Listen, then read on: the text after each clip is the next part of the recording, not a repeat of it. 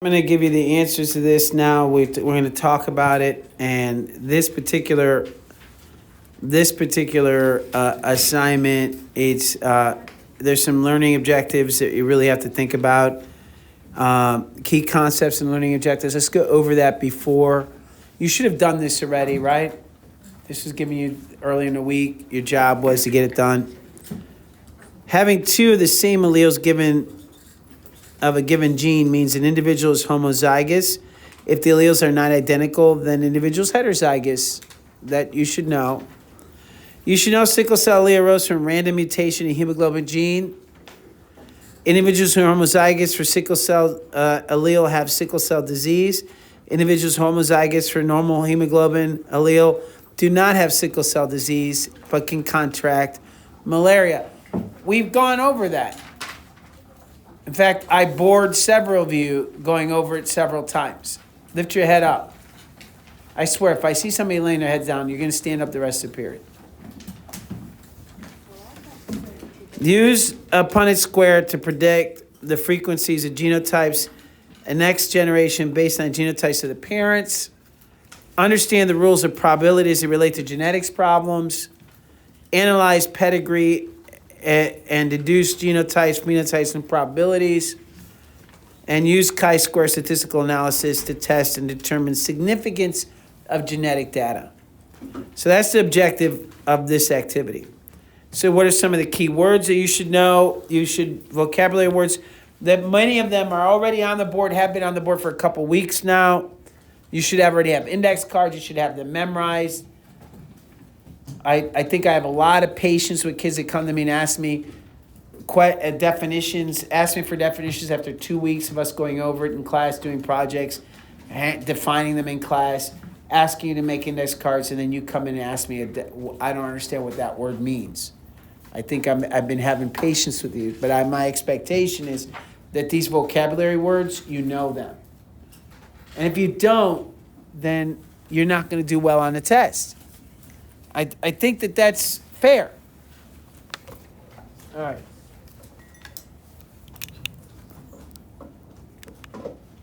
If you want to discuss it and argue it, it's not fair. I don't know how you're going to make that argument and make a valid one on that. You can come and talk to me, but I don't know if it's going to go anywhere. Okay, so chi-square analysis, you should know what that is by the end of today. Right, so chi-square analysis.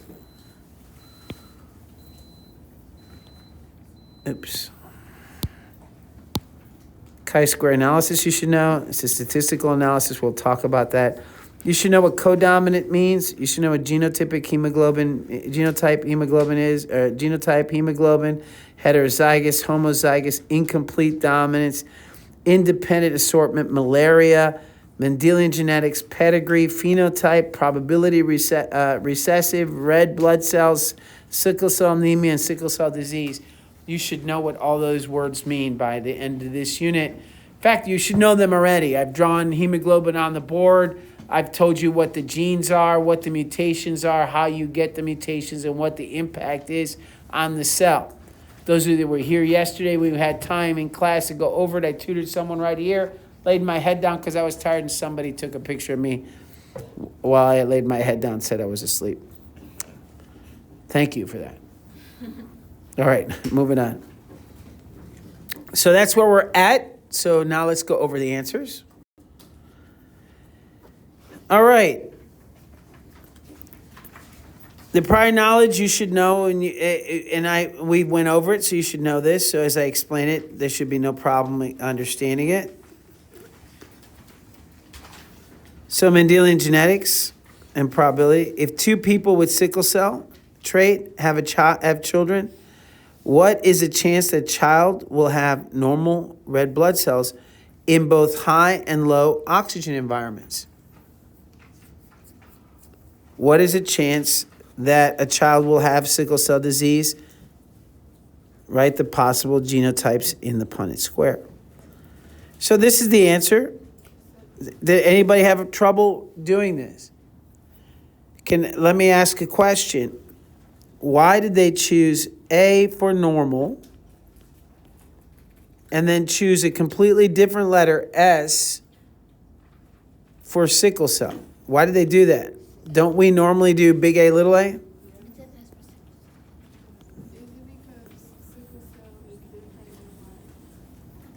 Go ahead. I like what you're saying. Go ahead. Ooh, I love your hair. I didn't notice it. Looks nice. That green is really bright. Go ahead. Is it because like the sickle cell gene is different from like regular type genes, and they want you to know which one, so you can know like the probability of them possibly getting it? But why do we do big A, little a for tall and short? Because it Implants, in the ones that we've done. Yeah. Incomplete dominance. Because the lowercase letter suggests that it's recessive. They're not recessive here. There's no recessive and dominant. This is not recessive and dominant. Is that clear? So when we're looking at this, you're looking at a situation where you have three different phenotypes. Three different phenotypes. In a recessive dominant situation, you should be writing this stuff down. You only have two. You either have the recessive phenotype or the dominant phenotype. You either have tall or short. That's it. You might have heterozygotes and homozygotes, right? You will have homozygotes and heterozygotes, but you only have tall or short. In this case, we have three different phenotypes. So it's either codominant or incomplete dominance, and in this case, for sickle cell, it's incomplete dominance. So when we do that, we don't use lowercase letters because there is no recessive. So that's why we're using dominant. All right. So so now I know what I'm asked, and now I look at, and I see, it says they have the sickle cell trait, so that means they're heterozygote. I know that because I spent time with you. I kid you not. I had more than one child tell me it was so boring, but I went through and took you step by step through this, right? So no one should be confused that sickle cell trait means the heterozygote. So it's A and S together. So when you cross them, obviously, at least I hope it's obvious, this is the odds of getting a normal hemoglobin, the average hemoglobin, the non-diseased hemoglobin. These two, they're normal most of the time, but they're going to, under low blood conditions, they're not going to be normal. They're going to be sickled. The cell's going to get sickled. And this one is the diseased one, right? This is going to cause sickle cell disease. It's going to cause a lot of problems for the people that have it. So there's three phenotypes. Do you agree? All right. So then they ask, what's the chance of having normal red blood cells in both? Look at how they tricked you. In both high and low oxygen environments. Now, a lot of people would have said 75% because they would have thought dominant recessive. They would have thought normal, 1, 2, 3, all three of these are normal red blood cells. So all three of these, so it'd be 75% would be the answer for this first part of the question. But it's not, is it? It's only a quarter or 25%, 1 out of 4. Because you need two big A's. You need two copies of this. You need to be a homozygote for normal to get cells that are normal, have normal red blood cells in low and high oxygen conditions. Sickle cell disease, that's a quarter. And of course, there's half the population is going to be heterozygote. Then they ask, write the possible genotypes in a square. We did that. What is the chance the child will carry the HBS, or the hemoglobin sickle cell gene, which is the S in this case, but not have sickle cell disease? That means heterozygote, So that means 50%. What are the chances these parents will have 3 children who are homozygous for normal red blood cells? So the way you do that is you're asking 2 questions when you're dealing with this kind of probability. I said it in class. I didn't emphasize it. I believe you're talking about this with Mr. Pennypacker. But what you need to do when you say, what are the odds of one thing happening and a second thing happening and a third thing happening? Odds, when they use the word and, right, if they all 3 have to happen, then you multiply the odds of 1 times the odds of 2 times the odds of 3. You're multiplying. So make sure you know you're doing that, because they could ask a question like that on the OST. If they ask you what are the odds of having this and this and this happen, then you have to multiply the odds. So now if they ask what are the odds of 1 or 2 or 3, then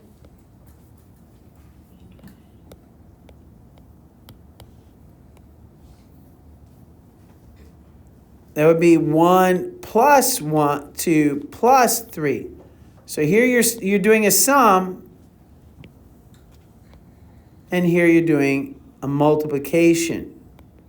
That's the difference. It's whether you're using and or. So let me give you a simple example, and then we'll go back to the gene trait. So I have a coin. One's heads, side's heads, the other side is tails. Okay, and I flip it. What are the odds of heads or tails? 50%.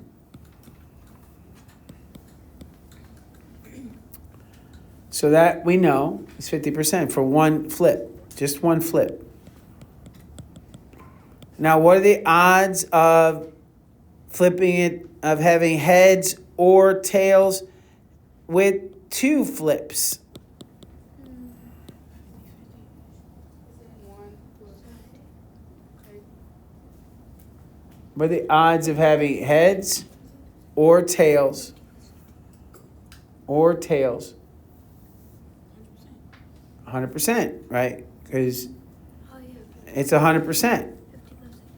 You're either getting heads or tails. You just add up the outcome. You get heads, isn't that an or? If you get tails, isn't that an or? Right? But if you do the math, it also adds up to 100%. If it's 50%, 0.5 plus, why am I adding? Because it says or. Because it says or. 50% plus 50% equals 100%. So it works math-wise too, but it also makes common sense. What are the odds of me flipping and getting heads or tails? It's either 50% with one flip, right? It's either 50-50. I get either heads. Well, actually, it's 100% either way, isn't it? Because if it heads or tails,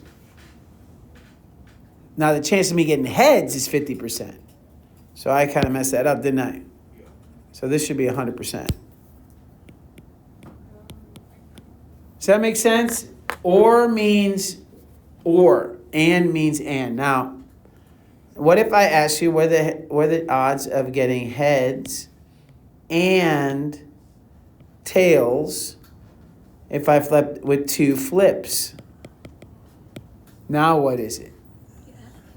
I'm multiplying it. So 0.5, and this should, and by the way, this doesn't really work out that way. So what are the odds of 2 flips getting me both heads? heads and heads. It's 0.5 times 0.5, which equals 0.25.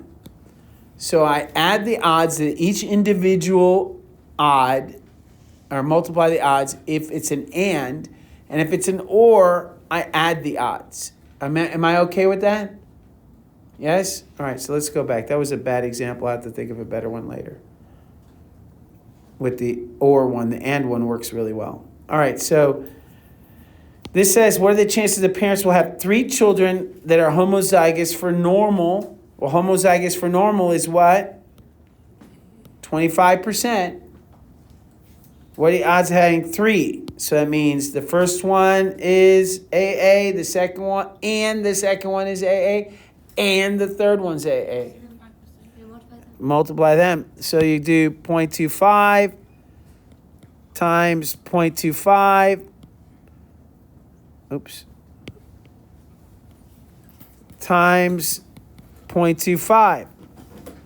Now I'm using 0.25 because it's easy for me to multiply with decimals.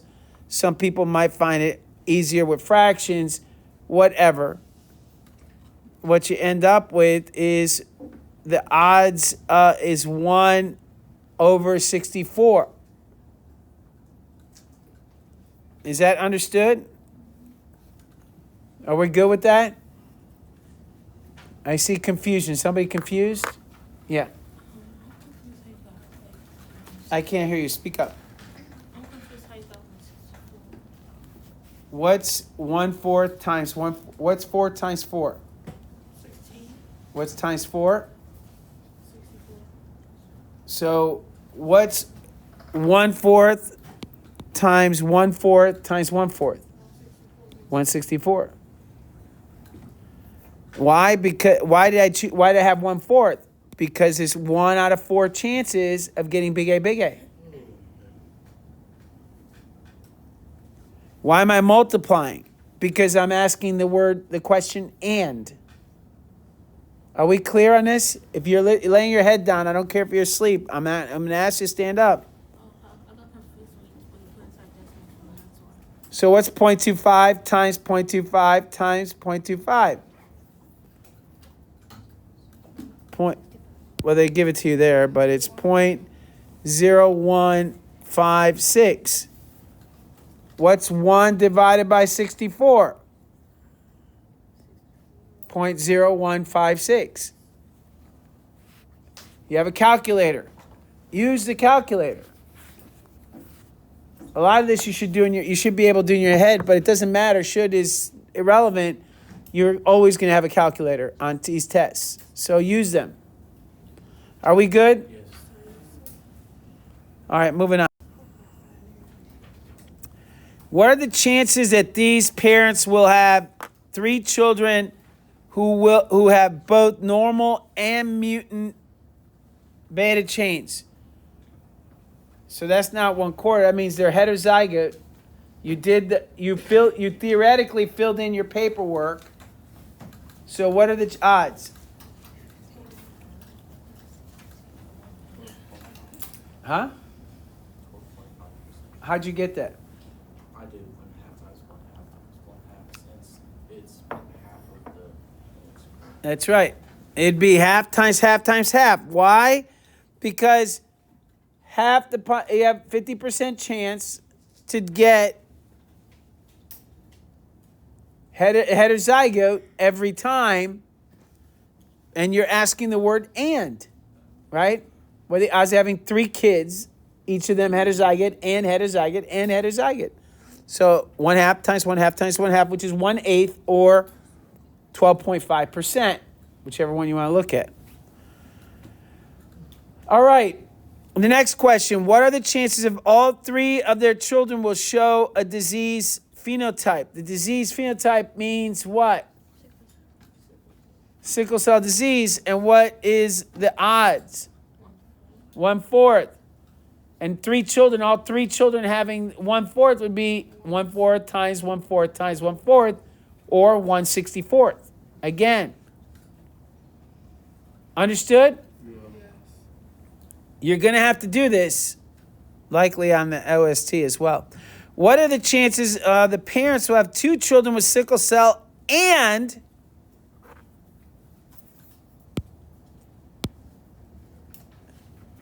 two children with sickle cell and one with sickle cell disease? With the sickle cell trait is exactly right. 1/2 times 1/2. What are the odds of the sickle cell disease? 1/4. Why am I multiplying? Why did I multiply? Because and was used. That's it. Okay? Are we good? I'm making this as simple as possible. In probabilities, you see the word and, you're multiplying the odds. In the cross above, if you know the child does not have sickle cell disease, what are the odds, or what are the chances that child has sickle cell trait? So if they don't have the disease, what are the odds that they have the trait? 2/3.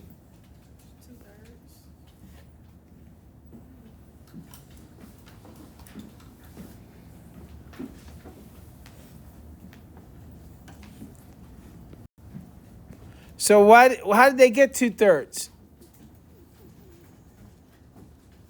So let's do the cross again and think about it. A, S, A, S.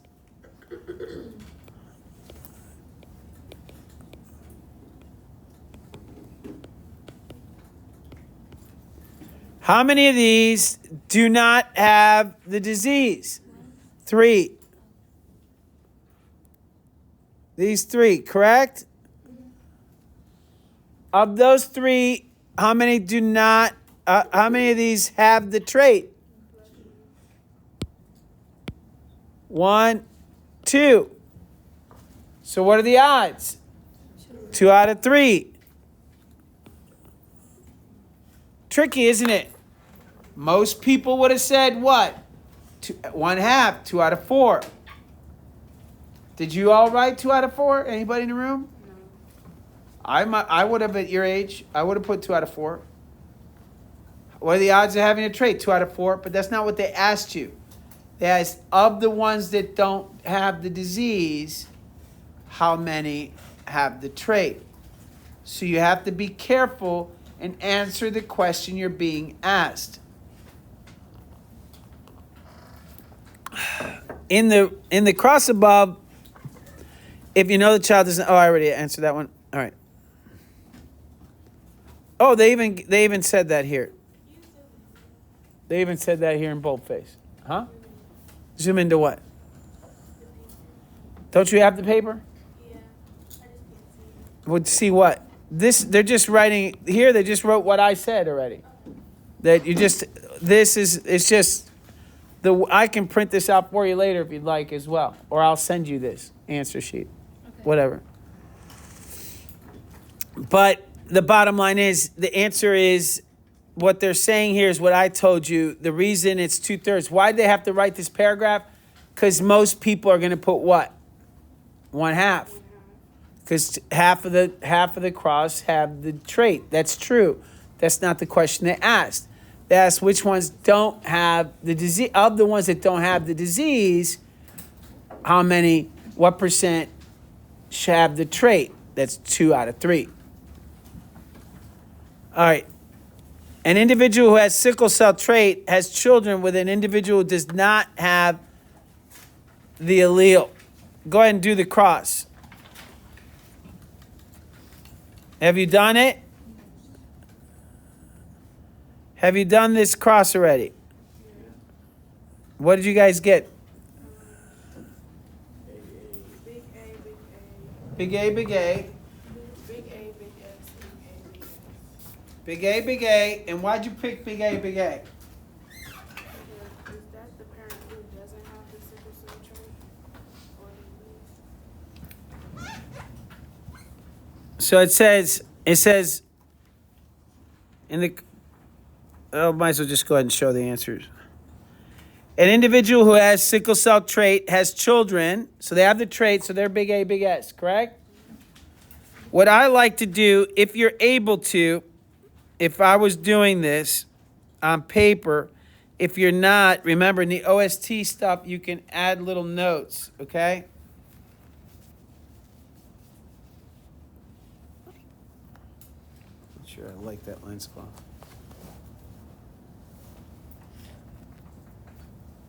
So you can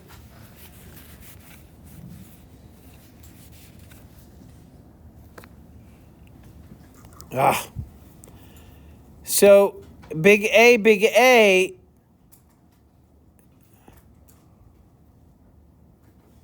right? An individual who has sickle cell trait has what I would do is I would write it right in the problem. So has sickle cell trait. I know that's big AS. Has children with an individual who does not have the allele at all, so that's big A, and that's my cross. And I just put it right above the words. It helps me because when I'm reading a sentence, like I just did, even if I get slightly distracted because my glasses are smudged, I can lose track of where I'm at. So I write right on the sentence. Does that make sense to you? I would write it down. If I don't have that ability and I'm taking an electronic test, I would write it on my scratch paper. I would write it as I go. And the other advantage of writing it down is I can check for mistakes. So big A, and obviously I make mistakes. Everybody does. So it's something you should expect. You should expect that you're likely to make some mistake at some point. All right. So it says, what are the genotypes of the parents? Well, I already wrote them down. Big A, big S. A punnet square to show all the possible genotypes of children. It's written there. Everybody got that straight? We're all good with that? Yes? We're good with the genotypic ratio being 50%, big A, and 50% big A, big S. Everybody all right with that? Do you see that? Anybody have a misunderstanding? I don't want to bore us by going over it again.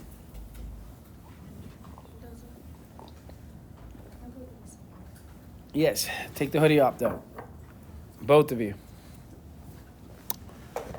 All right. What are the chances of any one of the couple's children having sickle cell disease?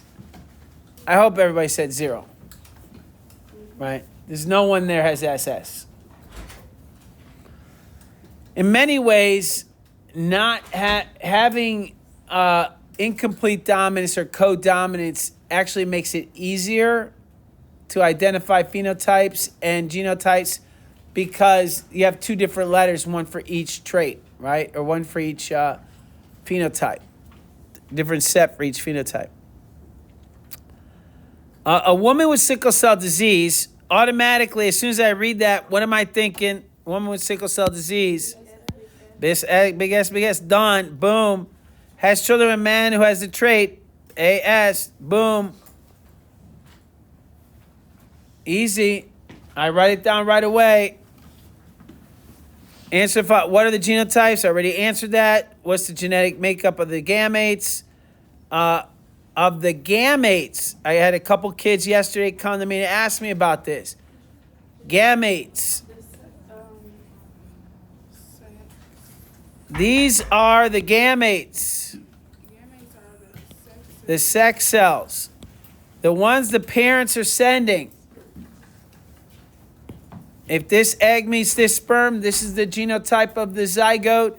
If this egg meets this sperm, this is the genotype of the zygote.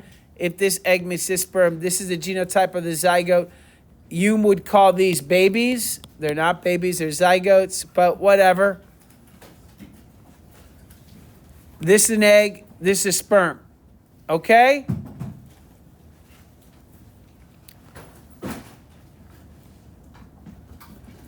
So the genotypic ratios and phenotypic ratios would have to be summarized. This is what it looks like. Let me zoom in. People are going to ask me to zoom in. Let me go ahead and beat you to the punch. You zoom in before you ask. The genotypic ratio is 50% big AS to what? 50% big S.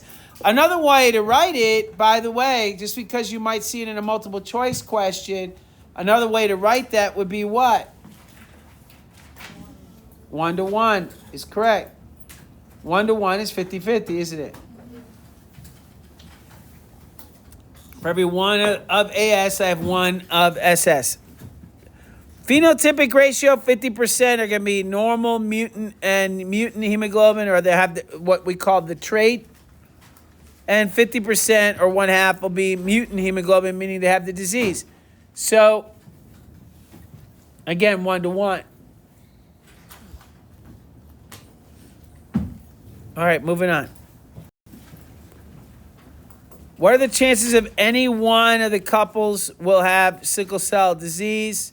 Any one of the couple's children have sickle cell disease? 1/2.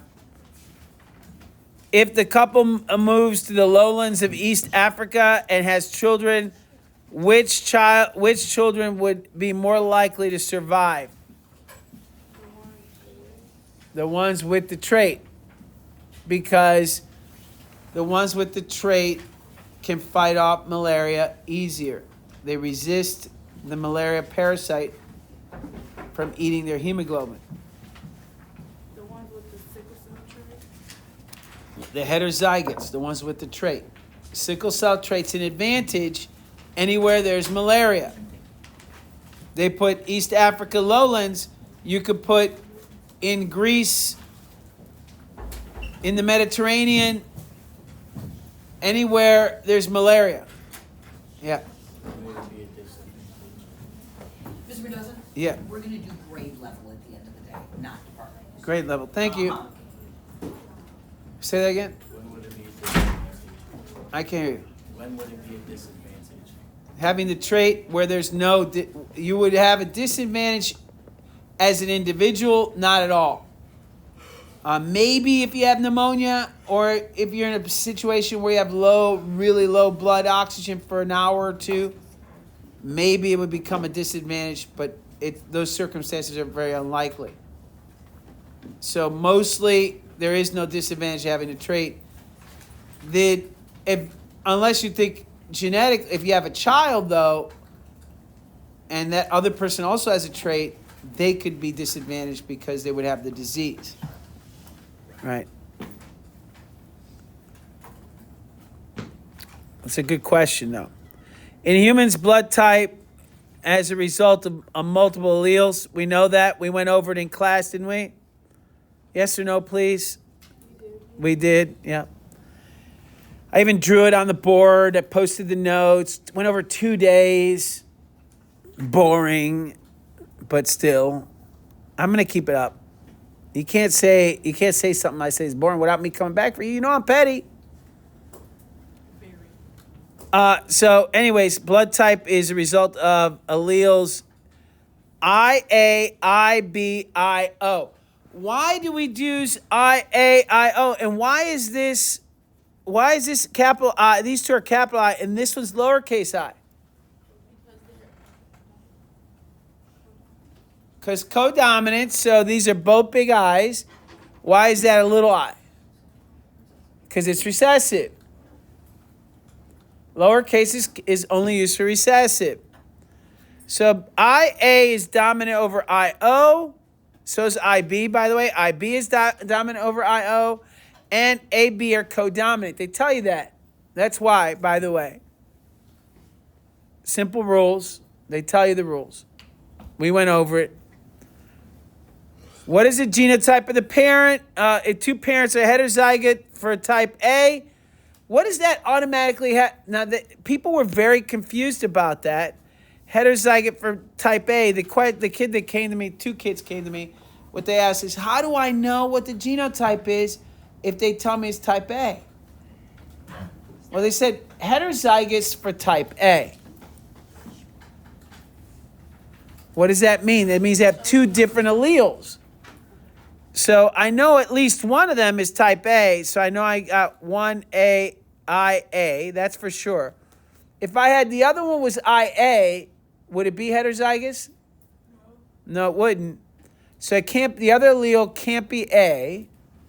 If it was B, would it be A blood type? No, it wouldn't. So what's the only way to get A blood type and get heterozygote? I-O. Little I-O. The only way to get a heterozygote with type A. Is it possible to have a heterozygote with type O?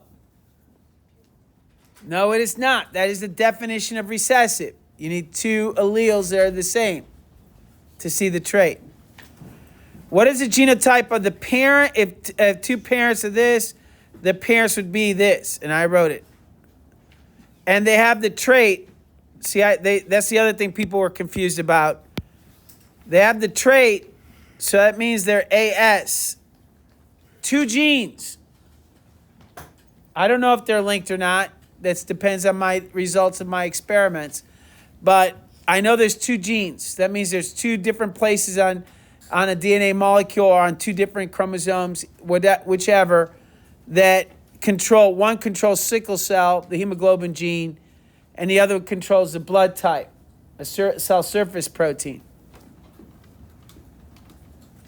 What's the genetic makeup of all three possible gametes that they can produce?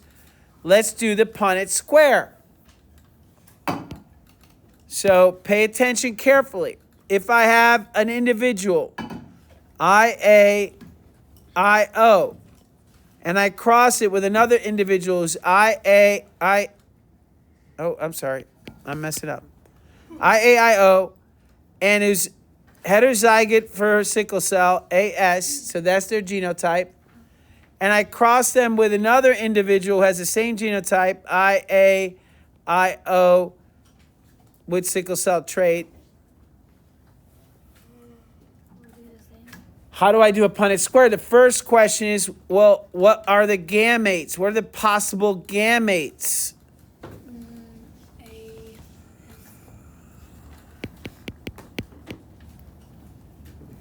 The first question is, what are the gametes?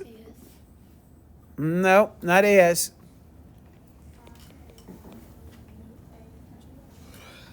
I have to figure out. There's going to be four of them. Because if I study meiosis, I know in order to get this to go to gametes, I need to do meiosis. So I know I'm going to have 4 cells, 4 eggs, and 4 sperm.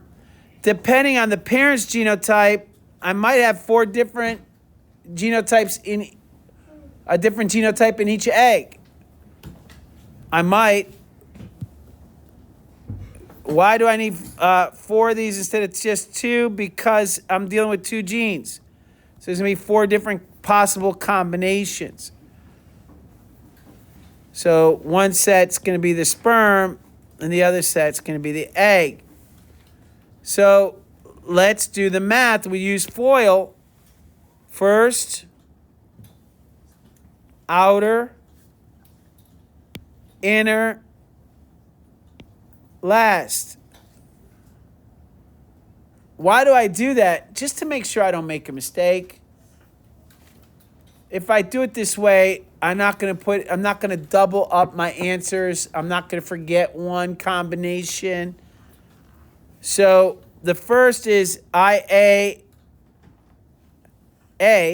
correct? Yes or no? Yes. Capital IAS. The next one's, oh, I'm sorry, it would be A. My bad. IAA is the first one. Then IAS. Then IOA. Then IOS. Correct. If you can do that in your head, that's fine. I like to use FOIL just to make sure I don't make mistakes. And of course, since both parents have the same genotype, then I just go ahead and copy the work I just did over here. So I'm going to cross them, and I'm going to make babies. But first, we call them zygotes because they're not babies at first; they're just a single cell.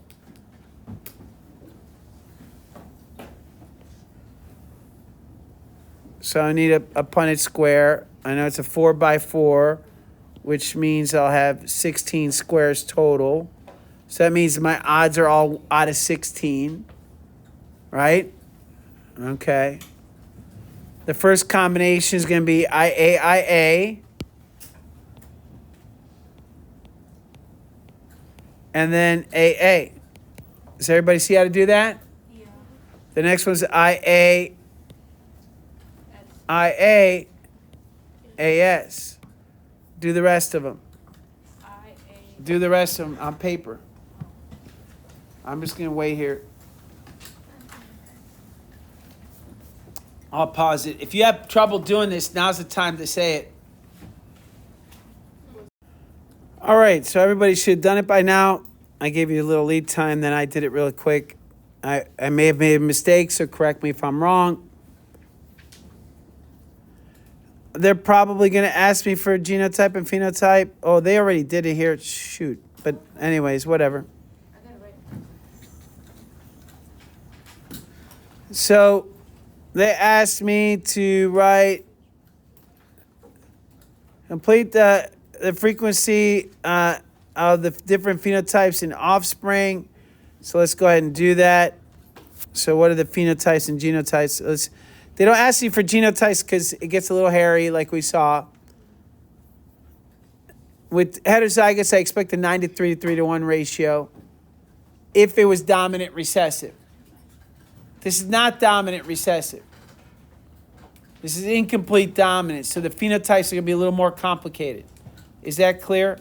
But if this was a dominant recessive situation with a dihybrid cross, and I was looking at phenotype and both parents are heterozygotes, then I'd be looking at 9 to 3 to 3 to 1 ratio. So what's one option is I'd have type A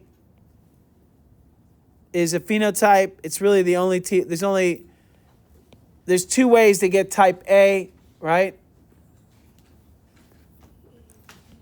It would be IA or IAIO. But there's two ways to get type A.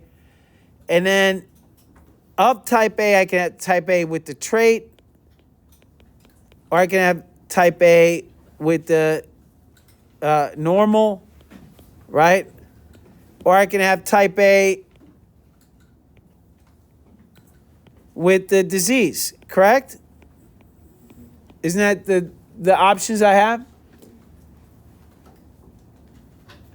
Am I right? Okay. Can I get some participation? Because now I'm getting bored.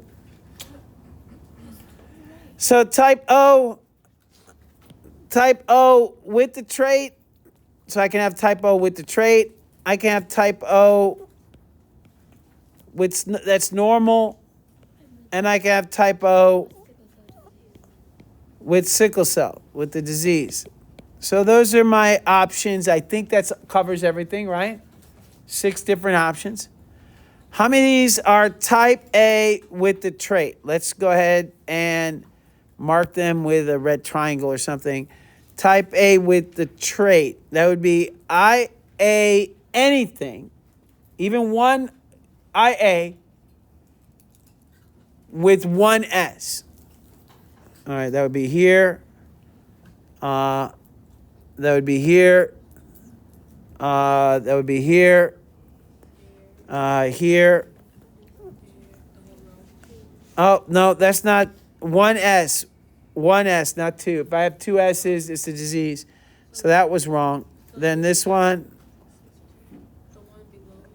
The one right below it, you say? Down it and over. IA, Yes. It's right between. AS, yeah. That's one. And the other one, the last one. Yeah, okay, yeah. Oh, no, that's all. That's double S. This one's here. This one's good. So I got 1, 2, 3, 4, 5, 6. Do you agree I got 6? Yeah. So 6 out of 16 have type A with the trait. Now, if I want, how many are type A and they're normal? That means homozygous normal, right? That means without the trait, I'm going to use blue. That would be double A. So that's this one. I see this one. Wait, would that first row count? The first one? Yes, it does. There's one there. So what do you guys think? I got 3 out of 16. Is that fair? Did I miss something? You didn't include the IOs, right? Those No, that would be IO would be O blood type. So anyone that has at least one IA and then double a homozygous AA. So that's it. 3 out of 16. That's what I see. Maybe unless somebody sees something else, that's all I see. Type A, again, any combination of IA with double S. There's one right here one above. and one up here. Yeah, Do you all agree? yes, that Wait, do a double A work? No, A. Like with this double A work? Cause there's one under like. No double A because it has to have the disease. That means they have to have double S. No, I'm talking about like IA. Where do you see IA double S? It's like second. Oh, you're right there. Oh, right here. You got it. I missed that. So right here, yeah. IAIAS is correct. Good job. So again, 3 out of 16. No. And then IO trait. IO trait. So IO would mean IO, and with the trait would be one S, one A. third row at the bottom, This one, this one, and then that's it, right? I think that's it. That's 2 out of 16. and the only one that's normal IA normal is 1 out of 16. is the middle one on the third row, Right here, right? and that's it. I think And that's 1 out of 16. And then the last, it's the last. It's 1 out of 16. it's 1 out of 16. Yeah. So that's it. Everybody good with that? Let's see if we're right. Yep. Looks like they say 1/8, but that's because they reduced it. They simplified by 2. They divide by 2, so it's 2. Wait, they say 1/8 or 3/8? 2 out of do we have a 2 out of 16? Yeah, we do. All right, 1/8. Yeah, 'Cause 16 divided by yeah. 3/8 because they reduced it, and 1 out of 16 because they reduced it, and 1/8 because they reduced it. Then 1 out of 16, etc. So they just reduced their numbers, but they match. Correct? Wait, what we have to do on the state test? If they don't ask for it or no? Do it, they're going to be multiple choice. They probably wouldn't have you fill in fractions. They might, but I don't think so. The problem with AI is that now they have an easy way to grade your work, so they'll throw all kinds of things at you. So they're gonna ask for it like. I don't know. I don't write the test. I don't know what they're. That's why I try to prepare you for everything. That's why I get stressed out over finishing the content because I have to try to get through everything because I don't know. I know the topics, but I don't know all the questions. That's why I give you the practice questions that the state gives us. But will they put something on there that we don't expect? You'll have to ask Columbus, right? Does that make sense? I prepare for the worst and hope for the best. That's what I do. Try a different way of solving the dihybrid crossing because Mendel's law of independent assortment, you can work with blood type gene and hemoglobin separately, set up 2 monohybrid crosses, and the mother's heterozygous and the father has for B and the sickle cell trait, while the father has AB blood type and has sickle cell trait. So go ahead. So this is the parent IBIOAS. That's one parent, right? Go ahead and do the cross. You can do it because Mendel taught us that most the genes he looked at were independently assorting. They're not linked. You, instead of doing one big 16 square dihybrid cross, you can treat each one separately and then multiply the fractions.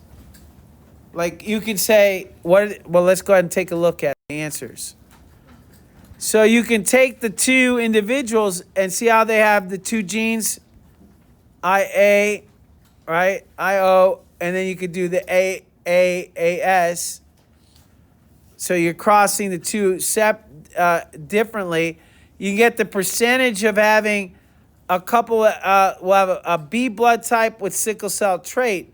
I take the odds of the B blood type and multiply times the odds of the sickle cell trait. So B blood type would be 50% times 50%. Do you agree? 25%. So we can use our multiplication rule and reduce our stress with trying to make that dihybrid cross. Or you could do the dihybrid cross. Either way works. You get the same results if you did a dihybrid cross. What are the chances of a child having AB blood type and not having sickle cell disease? AB blood type, 1 out of 4. Not have sickle cell disease, 3 out of 4. Altogether, 3 out of 16. And so there are the answers. Does everybody get it? Or do I have to walk you through the rest of these? So you just multiply the Odds, because are the odds of getting this and this, or this and this, you know? They're asking you in the question. Read the question carefully. They ask you that. Let me give you a second to write the answers down so you can submit 100% on this. Should be no question. This is what I tell your parents. I go over the answers with you. It should be no one not turning it in. It should be no one not understanding, at least not on the day of going over it. Anybody have any other questions? Can I go on? All right, go on. We got it all written down. Last call. No, you need a minute. Okay. All right, so when we look at this, now you've had a chance to write down the answers. The following pedigrees traces sickle cell disease through 3 generations of a family. Use the pedigree to answer the questions. And then they ask you a bunch of questions. Let me go ahead and take a picture of this. Why is time moving? And let me copy this.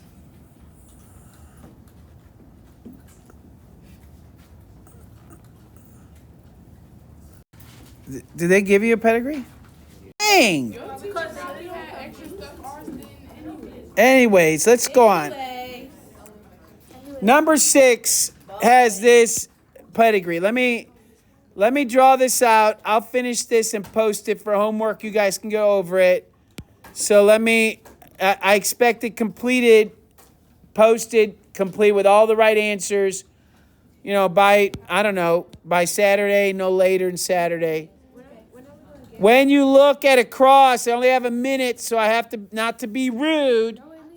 Yeah, because you was just being very rude. And I did not appreciate it. Yeah, I know. We have time. I'm gonna not to be rude, but can we not stand up and start fidgeting around? Let me finish what I can while the time that I have left. No. And whatever I don't finish, this annoying child. Whatever I don't finish, you guys can do for homework. Up to you. Let's see what you could finish in time. Yeah, hopefully all of it, but okay, just go ahead and I guess it's best. I guess the better way of doing it is your way, which is waste time and Yes. talk, and then it's cool. All right, so wow, we're just gonna keep talking, huh? And people are still gonna continue to put stuff away, even though we got like 15 minutes left in class. Yeah, but you don't want to do homework. Okay. All righty then. Hey, Keep on doing it, I'm are you listening. gonna make more coffee? Yeah, let's talk about that because that's so important. Yes, let's talk about the economic. Okay, we're gonna keep wasting time. State of the How's she world. gonna do it if you don't have that paper?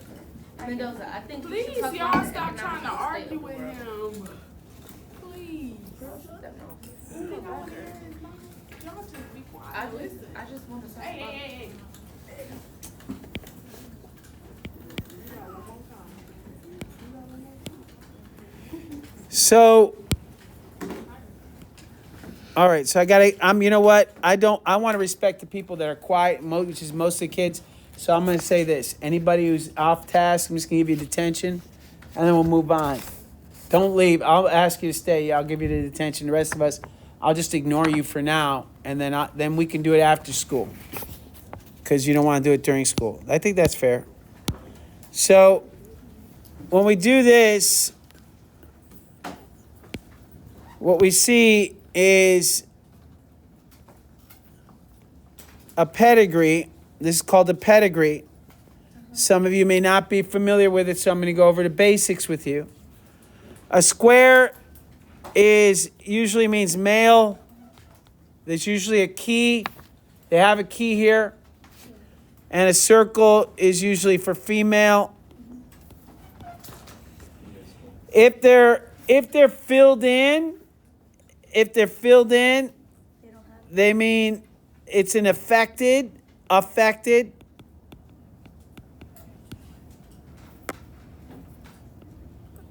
Female or affected female in this case. If it's a filled in square, it's a Affected male? affected male, correct? It is a family tree, yeah. It's a fancy scientific family tree. So you have affected male, affected female. Now, you could have the gene and not show the phenotype, especially with dominant recessive, right? All right, so what we could do is we could say you could be a carrier. So this would mean they call it a carrier.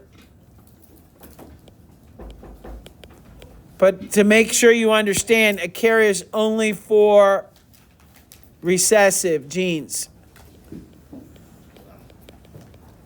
So a carrier is carrying a recessive gene. They don't show the trait usually. Go away. Oh, hey. What? Why'd you get suspended? What'd you do? Anyways, don't say it because I'm recording. We're going over this. This is the work we're doing. I'm going over the answers. I'm posting the answers. All right. So make sure this is done. All right. Thank you, sir. All right, carrier.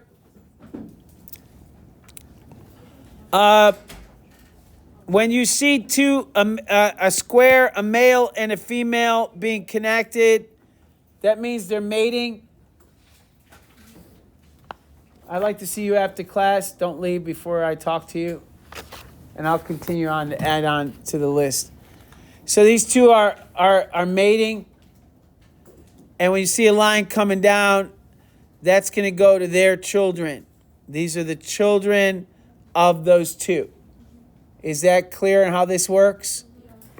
All right, so let's go ahead and take a look at this chart. I'm doing it in green because I have a black background, but obviously they did in black and white. And this is what I see. Does anybody see a mistake on what I've drawn here? The size should be the same. I just drew it bigger. Wait, is it a point for the size to be the same? No. I'm just saying, don't get confused just because I had two different sizes of squares and triangle and circles. So what I see is this affected female marries this unaffected male, has one affected child, one of their unaffected children, male of their unaffected children, marries, has babies with an affected female. That mating gives you one affected and one not affected male. Now let's go ahead and take a look at what they're saying here. This is sickle cell disease. So in this case, filled in means they have what? That means they have the disease. That tells you something. Listen, the recessive phenotype is your best friend. The recessive phenotype is your best friend in these kinds of problems. They automatically tell you what the genotype is.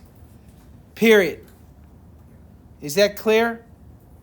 Yes? The other great friend you have, another best friend, you have two best friends here, three really, codominant, incomplete dominant, and recessive. They're beautiful things because they tell you everything you need to know about the genotype. So, disease means this person has SS.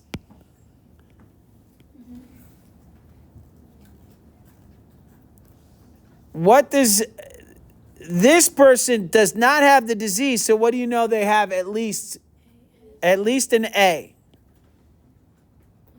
They had a child with SS. What is that? Now what do you know about that father? AS. They have an S. What do you know about these children here? These two boys. They're both AS. Why? They don't have the disease, so they have to have at least one A. And mom can only give an S. Reset. The homozygous are your best friends. They only have an S. It's easy. This mom, it's easy because it has to be SS. Let me just write it off here because it's this what I did before. SS. This person has to be A what? AS, because mom only had S's. And this person has to be SS. Easy peasy lemon squeezy. Pedigrees are beautiful. So I don't need to fill this in because I already filled in the chart for you.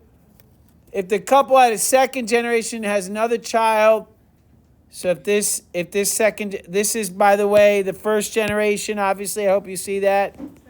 This is second. And then this is obviously third. If this second generation has another child, what are the chances that they will have the following? Well, what I would do is I would go ahead and do a Punnett square. It means it's an AS crossed with an SS.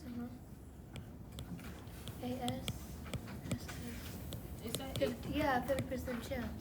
So what's this chance of having sickle cell disease? 50%. Sickle cell, 50%. Sickle cell trait,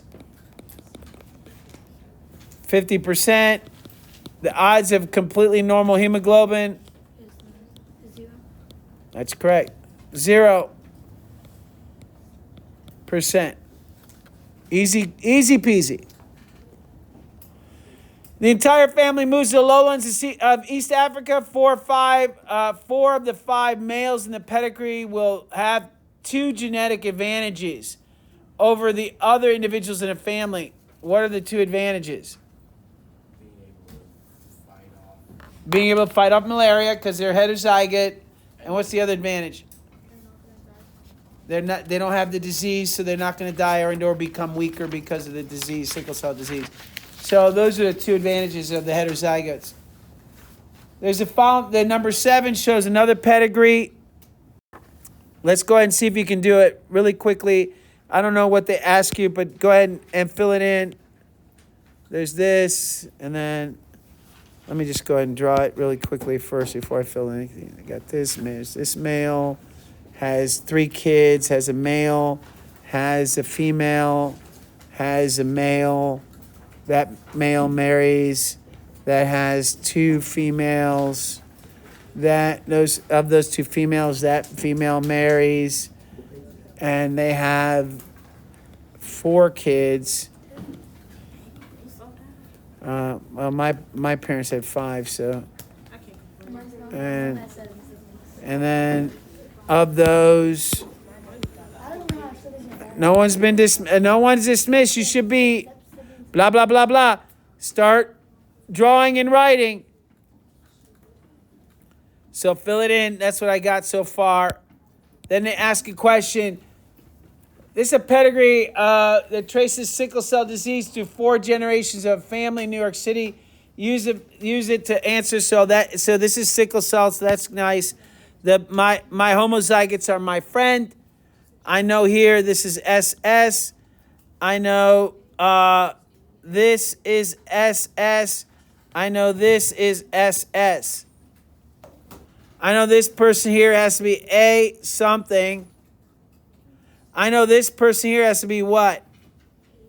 It has to be AS. Because their grandchild has it. This person could be AS. So this person could be AA. So it could actually be either or AA. So they inherited from their grandparents. Because this could have easily, this person here could have been AA or AS. If this person's AS, well, actually, no, that's not true. This person has to be AS, don't they? Because in order for this person here to have 2 S's, this person had to have an AS. So this is no longer true either. So you have to work backwards in these problems. This person must be AS. They don't have the disease. They have an S. This person must be AS, right? Don't have the disease. They have a child with the disease.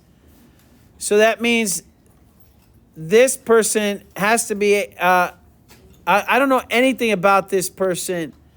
This person's probably AS, or this person is AS. Somebody gave this child an S, right? And seeing as 3 out of 3 kids don't have A, this is probably AA, but it could be AS. Just randomly get 3 kids that don't, they give the A instead of the S. What is genotype of the mother? That's easy, SS. What are the possible genotypes of the father in the first generation? Could be AA, could be AS. We don't know. They said possible, not probable. What can you understand the difference? Probable means it probably is true. Possibly means it can be anything of. Let me talk to you before you leave. Everyone else, is it time to go? Yes. All right, may go. So it says regarding the answer to question 7C, based on where the family resides, why would the genotype be considered a disadvantage? In New York City, there's no malaria. There's no malaria. Right? You think there's malaria in New York City? Are there swamps? Is there in New York City? No. As the AS genotype confers no genetic advantage, for the most part, the heterozygote in New York City confers no distinct advantage or disadvantage. However, if these individuals mated with another heterozygous individual, they would have a 25% chance of having someone with sickle cell anemia. So to that extent, they themselves have no disadvantage, right? But their child might have a disadvantage. Does that make sense? All right. So the disadvantage will be in future generations. What was this? This is page, it's different on this answer sheet as it is from the questions. This is, I even think the numbering's different, so I can't tell you. It's page 6 out of 12. Page 6, number 12. Right? No, page 6 out of 12. 6 out of 12. It doesn't look the same. I told you it doesn't. These are the answers to the questions. Page 6. It does the question's the same. Read the question. The page doesn't. No, on your page. Oh, what's different?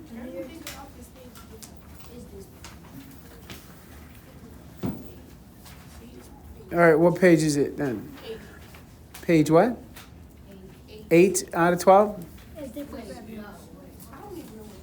Mine's 6 out of 12. New York City. All right, I'm going to move on. You have the question, though? You literally just told me it was... What number? Page 6 out of 12. No, the top. At the top, 7. New York City. It doesn't look the same. At the top. Is it there or not? So it is there. I feel like this is a rough start to a week. I just feel like it's no cinnamon and cinnamon sticks and people in lockers and snow falling on people inside cars. It's and now we lost a page. All right, can we start? Are we all good? Yes? You need to know how to do this. I don't know how else to phrase it. I'm hoping that you snap out of your whatever zone you're in and really focus on you need to know how to do this. In very complicated situations, they're not going to give you anything simple. If they do, take the win. Okay? But my guess is you're going to see the difficult questions they're going to give you tomorrow. I'm going to give you another practice test tomorrow. And you're going to see how complicated these can get. So you need to know your basics. Is that clear? So what's the basics here? There's an advantage here. If there's malaria in the environment to having a heterozygote.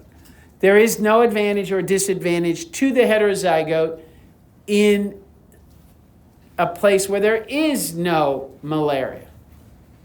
But their children of two heterozygotes could end up with sickle cell anemia. So you're talking about a quarter of your progeny not making it. So that makes your lineage less capable of surviving, right?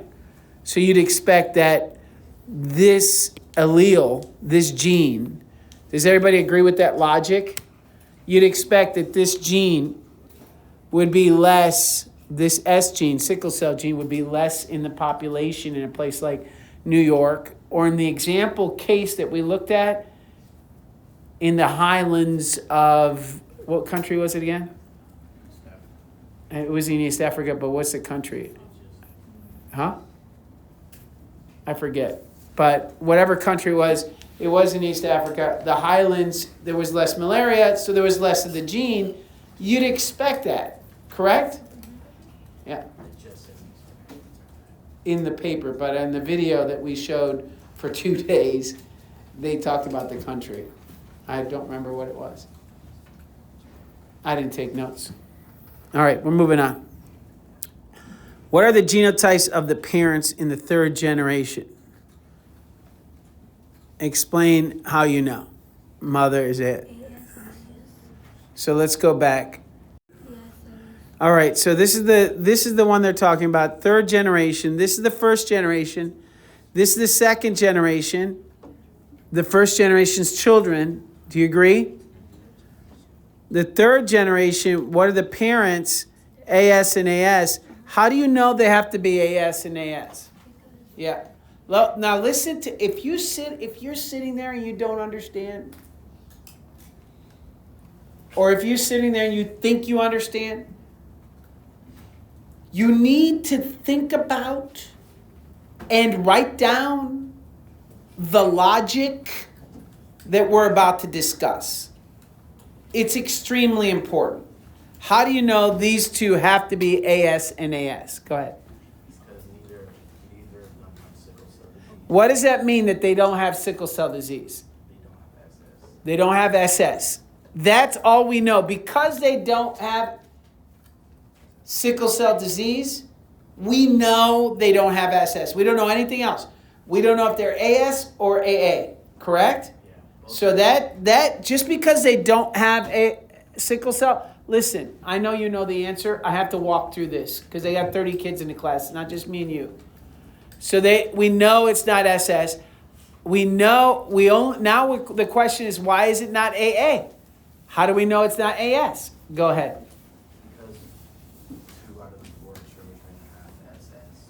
Because even if one child had SS, what does that mean?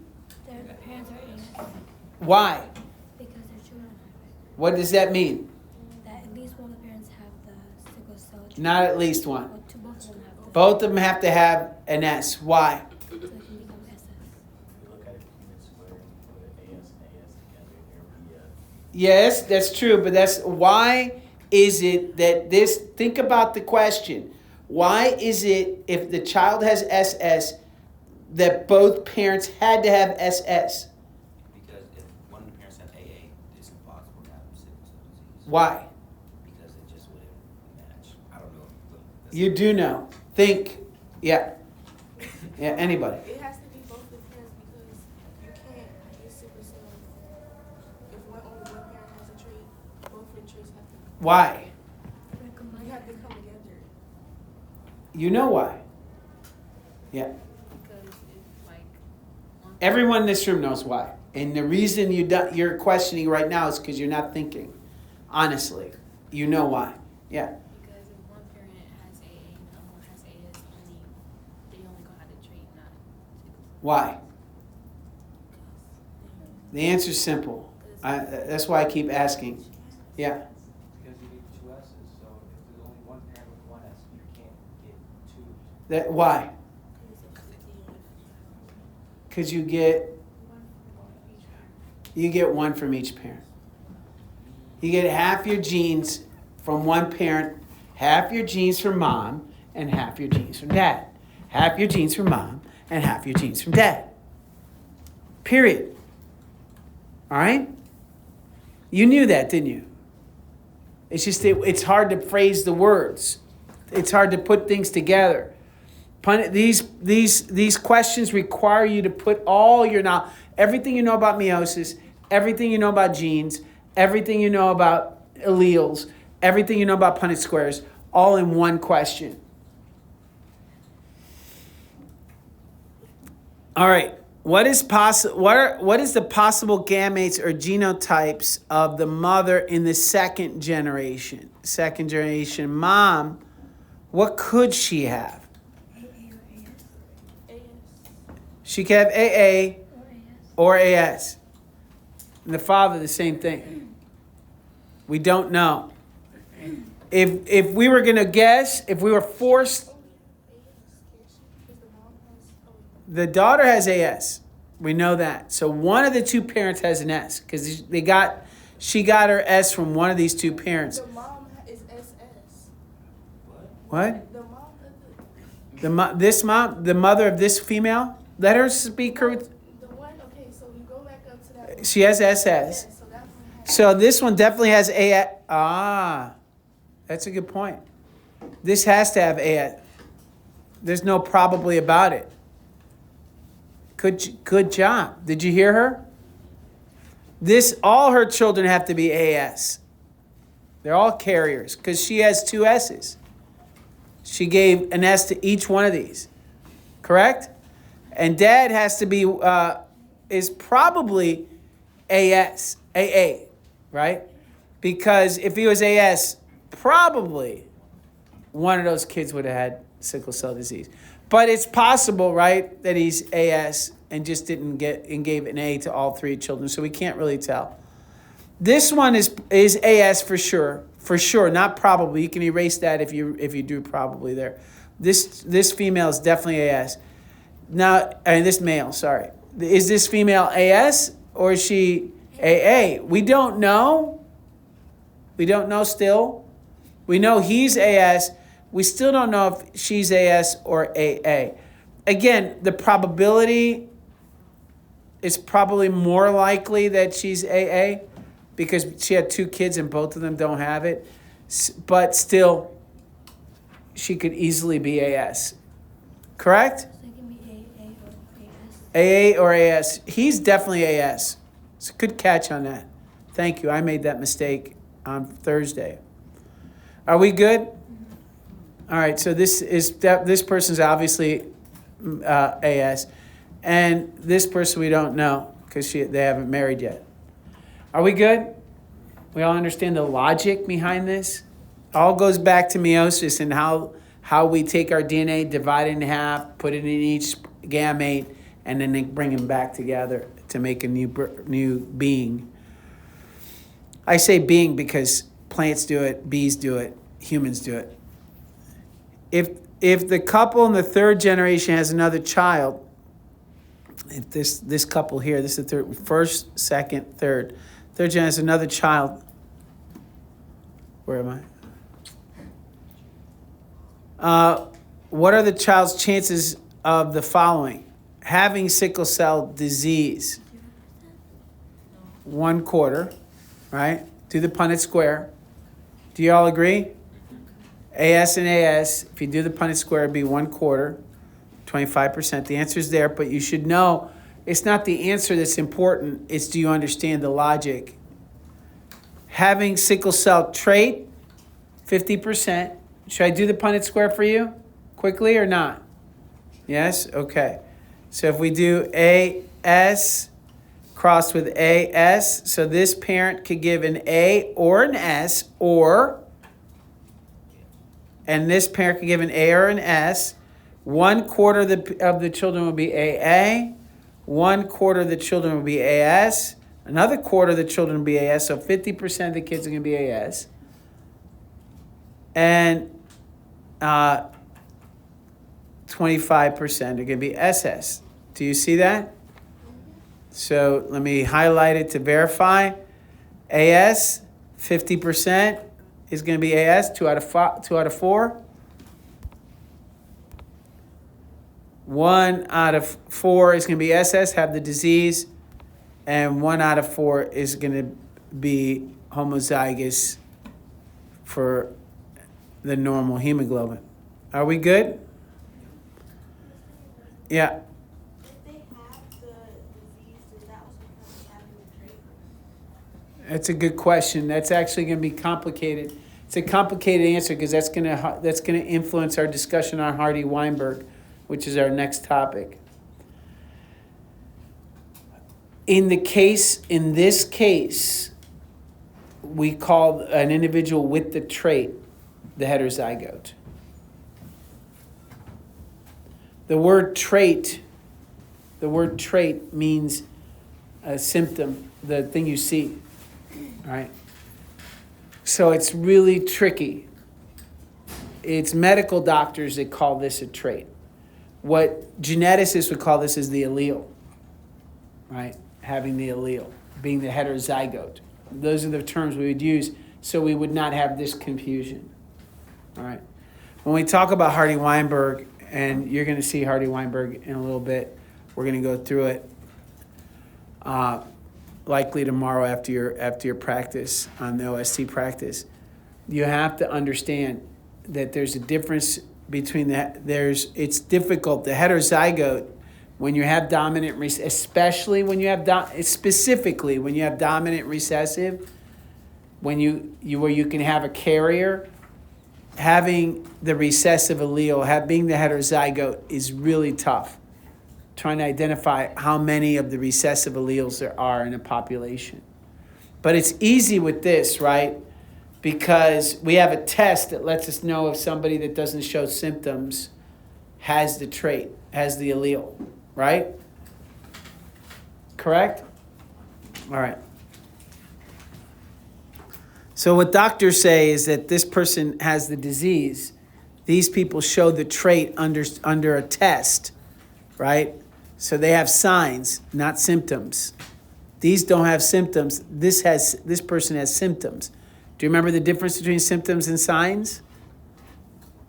What's the difference between signs and symptoms? A doctor says you have signs of something versus symptoms of something. What's the difference? Yeah. Is it something like see a person again and sign something visually? Yes. Yes. Is like sometimes like what shows usually in science is like what the doctor can see. Exactly. Both of you guys got it right. So signs is what a doctor can see using tests or x-rays or using special techniques of observing you, where a symptom is how you feel, what you notice about yourself.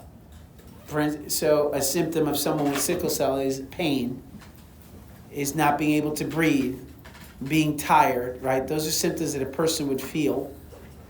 A sign, which is the heterozygote, is what happens under a microscope when you add a chemical that takes away the oxygen, right? So we can tell that they have the allele because we can do a test. That's a sign. It is something doctors can see, but not something the patient can see. Does that make sense? And only under certain circumstances. So signs are not symptoms. Symptoms are something that the patient notices. And obviously this person has no signs or symptoms of the disease, but also we know that they don't have the trait. All right, so we're moving on. 1/4, being resistant to malaria and not having sickle cell, that would be half, 50%. That's people with the trait. The following pedigree traces sickle cell through 4 generations of a family living in the highlands. So what do we know about the highlands? No malaria. Highlands, high, no swamps, no mosquitoes, no malaria, not much, right? Yes? So would you expect there to be a lot of S alleles in that population? No, because there's not a lot of malaria. There's going to be some, but not as many. Use the pedigree to answer the following questions. What are the genotypes of the following individuals? I don't have the pedigree. Do you all have the pedigree? Could I have it so I can see the pedigree and draw it out? Thank you. So the pedigree that they're talking about in number VIII is the following. They have a female married to a male who has 3 children. Isn't that the same one I just drew? No, they're talking about the other one on this page. I'm drawing the one that I just drew.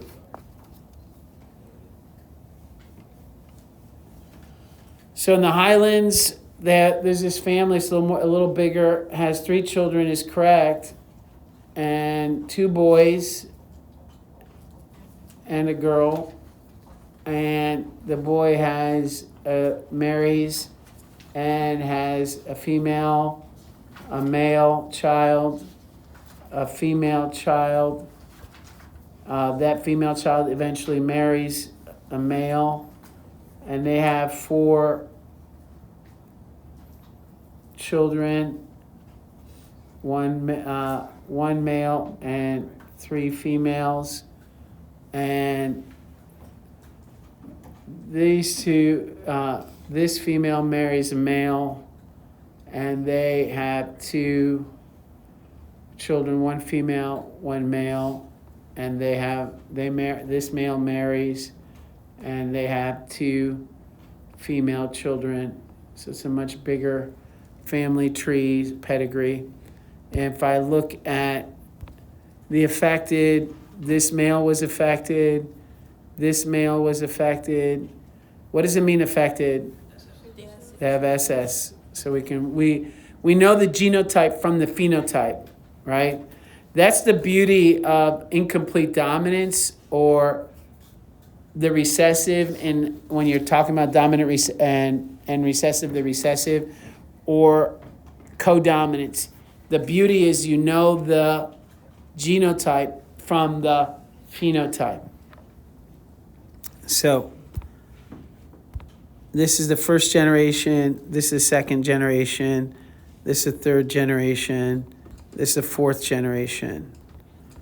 So we know this person's SS, we know this person's SS, we know this person's SS, we know this person's SS, this person's SS, and this person's SS. Well, there's a lot of information we can tell without even looking at the question. Let's fill out the chart. Just like someone told us earlier, we know this person has at least 1 S. Why do we know this person has at least 1 S? Because this parent has SS, and they can only give an S. this person has at least one A. So we know this person must, and this person doesn't have the disease, so it's an AS. So this person is also AS. We know that. This person has SS, right? So what is his father? What is his father? Must be AS. For same reasoning, right? This person we don't know. She's probably AS, but could be AA. So we don't know. This person we know is AS, don't we? Because one of the parents, and we know this person's AS.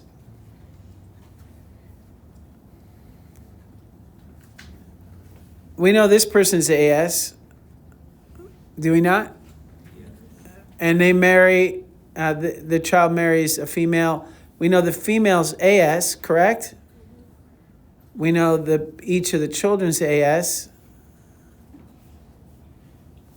We know this male's AS. We don't know the rest of the three. So there's only 4 individuals we don't know the genotype of based on a quick scan of the pedigree. Were you all able to do that? Yeah. Okay. Yeah. 17, 18, how come they not AS? Which one? 17, 18, and 19. 17, 18, 19. They could be AS, but we don't know. They could have gotten AA. See, mom could have given an A and dad could have given an A. Since it's random, we can't tell. You're right. It's one at least is probably AS, right? So the odds are 50-50 though, right? Actually, they're not 50-50. They're 25%. 25% chance of being AS and 25% chance of being AA, correct?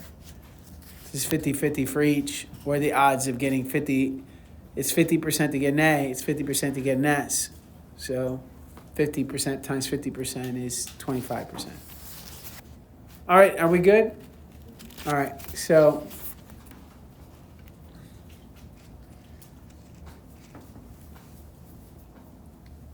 the question is individual 1, we know is AS. This is 1. Individual 2, we know is SS. Individual 7, we know is AS. Individual 10, we don't know. Correct me if I'm wrong. I get these wrong all the time because I'm doing this quick. 13, we know is AS, correct? And 17, we don't know. Are we good? For 10 and 17, we just write down AA or AS. I would put AA or AS. If you look at the parentheses for A, for the question, what does it say? If more than one, does it say on your page, if more than one genotype pertains, include all possibilities? Okay. So there would be AA or AS. They can't be SS, right? It's the only one they can't be. All right, if individuals 13 and 14 have another child, what are the chances that the child will have sickle cell disease? We literally just did it. All right, so 50-50 for each allele, right?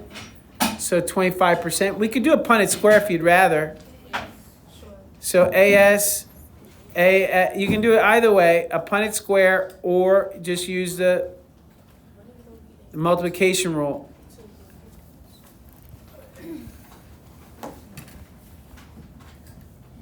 What are the odds of having sickle cell disease?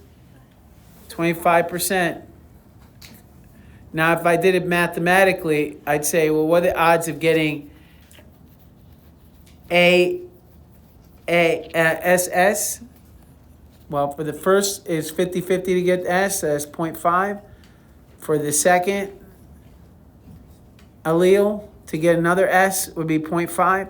To get two S and S, that would be 0.25. Does that make sense? Can I see the thing again? Yeah. Yeah. It says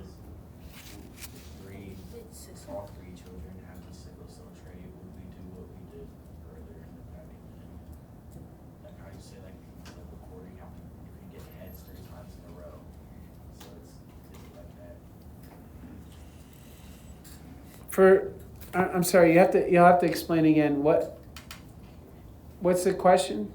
For C, it says 3 or more children and they all have sickle cell, would it then be 0.25 times 0.25 times 0.25? That's right. That's what I was getting at. Yeah, but somebody wanted to see the chart. Are we done with the chart? Yeah. So the odds of getting one kid with sickle cell is 0.25. But what are the odds of getting 3 kids in a row? Another 3 kids, and all of them have the trait, not the disease, right? The disease. Well, let's do the math. The odds of getting AS is 50%. Well, how do you get AS? And what you might ask, well, why is that 50%? Well, you can look at the Punnett square. That's easy, right? It's 2 out of 4. That's 50%. But mathematically, how does that work? Well, see, here's the trick, and this is going to be important tomorrow when we do Hardy-Weinberg, so pay attention. The odds of getting AS, you can get AS 2 ways, right? Mom can give an A, and dad can give an S. Correct? That's 50% times 50%, that equals 0.25. Or mom could give an S and dad could give an A. Isn't that AS as well? So that is 0.25. Because we're saying or, do we multiply the odds? No, we add them. So it's 0.5 or 50%. So that this math is represented in a Punnett square. Odds of getting mom giving an A and dad giving an S is here, 25%. Odds of mom giving an S and dad giving an A is 25%. Add the two together, you get 50%. Does that make sense? All right. That's going to be important when we do the next step. All right, we're all good with this?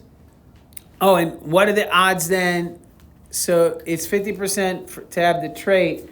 And what are the odds that 3 of the kids will have the trait? It's 50%. 50% times 50% times 50%, which is what? No. 75% is you're thinking 3 times. I'm not sure where you get. No, you're multiplying. So it's 0.5. Now we're multiplying because this is a chance of getting the chance of getting one AS and another AS and another AS. So here we're using the word and, right? We're using the word and, so we're multiplying. So 0.5 times 0.5 is 0.25. 0.25 times 5 is 0.125, or 12.5. How do I know that? What's half of 50? 25. That's 0.25. What's half of 25? 12.5, which is where I got 12.5% or 0.125. They're the same thing in different units. Are we good? All right. Based on the where this family lives, is sickle cell trait genotype a genetic advantage or disadvantage? This family lives in the Highlands. It's an sickle cell trait. Is having the trait is no advantage or disadvantage to the individual. So natural selection will not impact the heterozygote. But overall, the population having the disease is negative, so you'd expect the gene, the allele, to be less frequent. Do you all agree? Because the more homozygous SS you're going to get, the more suffering and death, quick death. In the past, today we know we have treatments, but in the past it would be a faster death, so they would not be able to have babies. Does that make sense? All right. if individuals 8 and 9 have 4 more children, 8 and 9. So that's the couple with the disease, SS, right? And the individual that we know is AS, all right? So that's SS crossed with AS, where the male is SS and the female is AS. 8 and 9. Do you agree? Yes? Okay, I see a lot of nods. I also see people that just kind of not answering. So if you're not answering, I don't know if you're hearing me. So if a couple, where was it?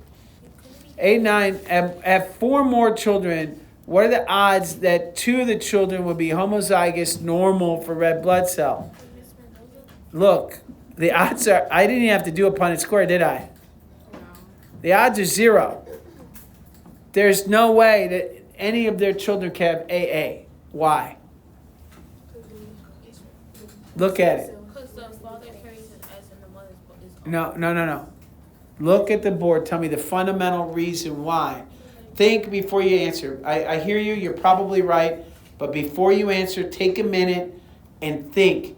Why is it impossible for these 2 parents, parent 1 and parent 2, why is it impossible for them to have any children with AA? Because the mother has no A. You should raise your hand because a lot of people are very disappointed they weren't able to say it. AA is the fundamental reason you need. If you're going to have AA, that means one parent has to give you an A and the other parent has to give you an A. That father can't give his child an A. The only thing they can give is an S. Are we good with that? Yeah. I can't hear you. How come you know the father is AS and not AA? The father has the disease. If the father has the disease, they have to be SS. Are we all good?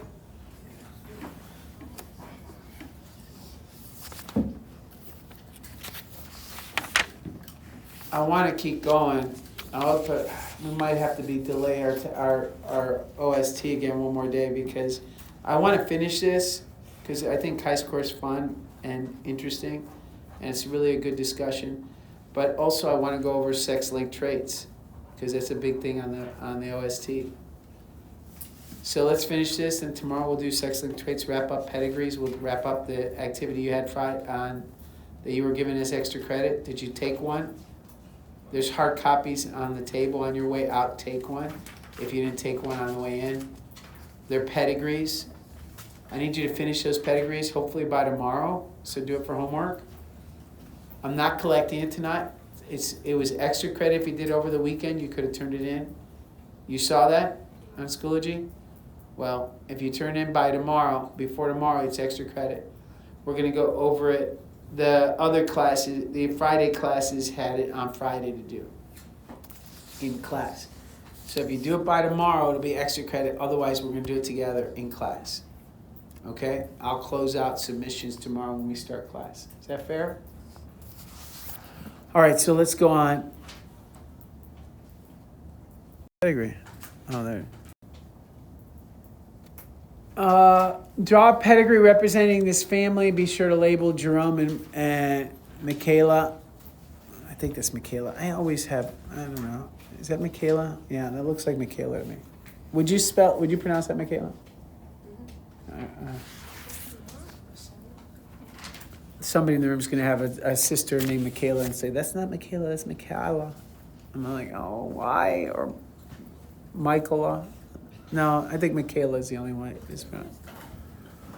Imagine that you are a genetic counselor and a couple planning to start a family comes to you for information. Jerome was married before and he and his first wife have a daughter with sickle cell disease. What does that tell you? That's an important piece of information. Did you catch that? A daughter with sickle cell disease. Wait, Jerome was married before Jerome was married before,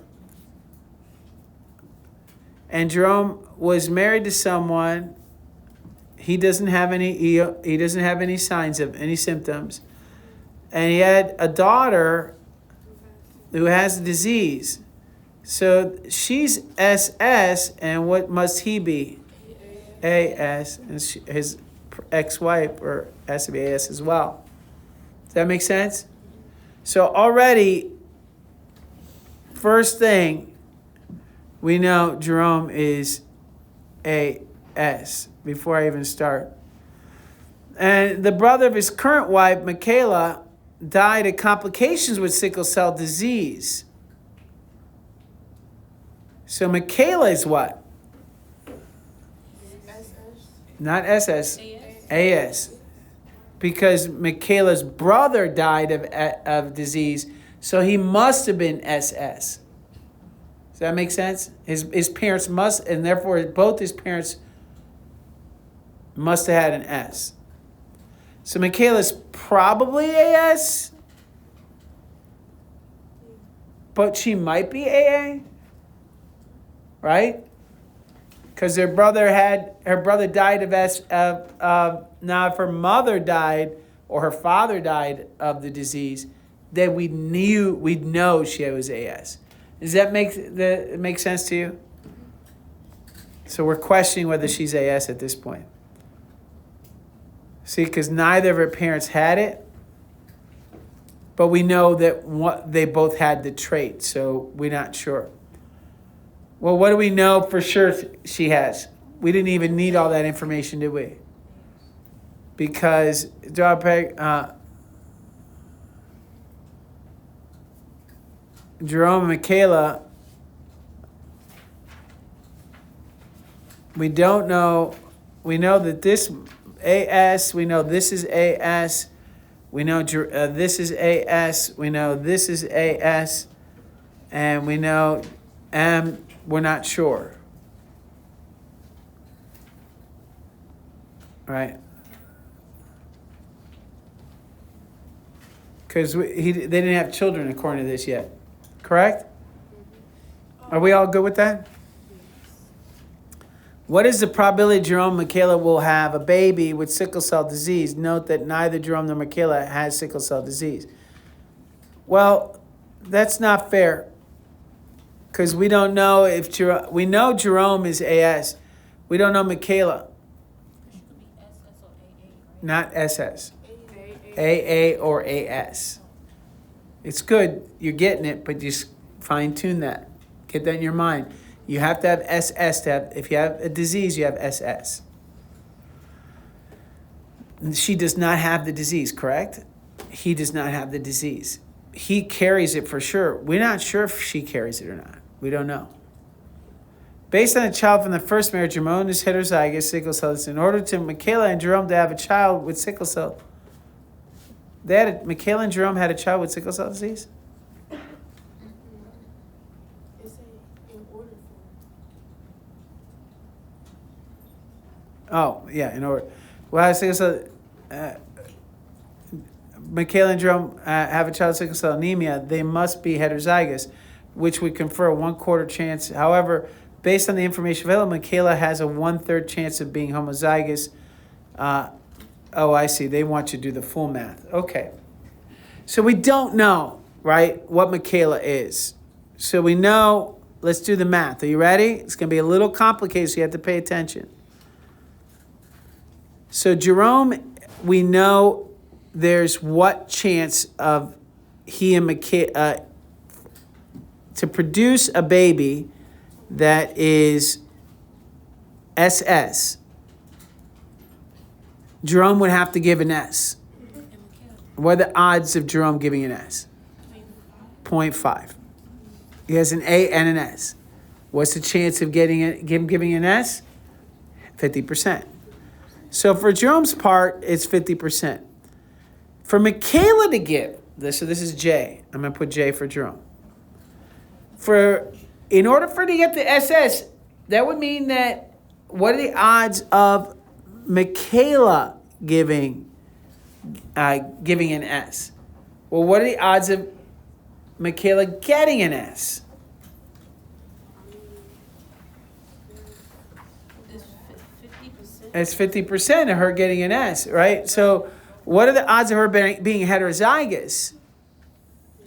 It's 50%, right? Because it's only 25% for her to be AA, but it's 50% for her to, do you understand that? Does it make sense? I see questions, so let me break it down over here. So Michaela's mom was AS. Michaela's dad was AS. We know because they had a child that had SS. In order for Michaela to give an S, she'd have to have an S. So she'd have to be here or here, right? One of these two. Isn't that 50%? There's two ways for her to get it. So that's 50% for Michaela.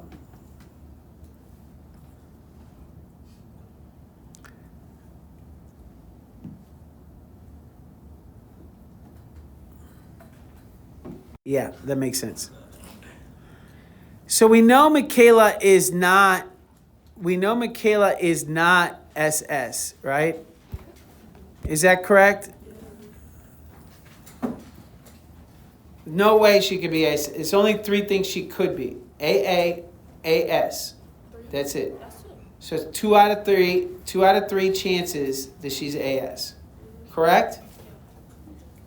That is tricky, isn't it? There's no way she could have SS. I love these puzzles. They're so much fun. So 2 out of 3 chances that she has AS. So we're going to go ahead and put that in our calculations. So what's 2 out of 3? What's 2 out of 3? 66% or 67? Which is it? 6.6. Huh? It's just 6%.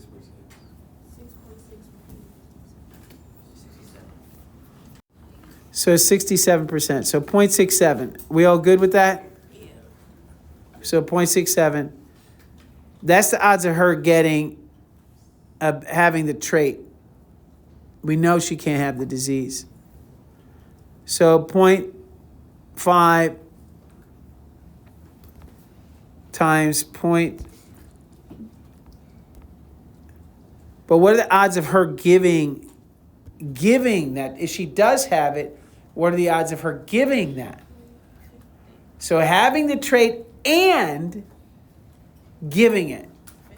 50%, if she has it, 50% to give it. So times 0.5.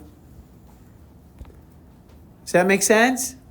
Are the odds of her being able to donate an S. Why? Because it's and. Both have to happen in order for her to give that child an S. Are we all good with that math? Do it. Multiply. Somebody with a calculator. And tell me the number you get. You can do fractions. I always like fractions, but kids... 0.335.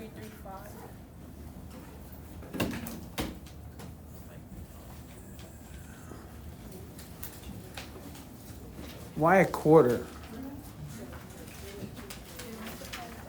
Oh, they multiply these two halves together, yeah. Yeah, and that's 2 out of 12 or 1/6. And you got 0.335?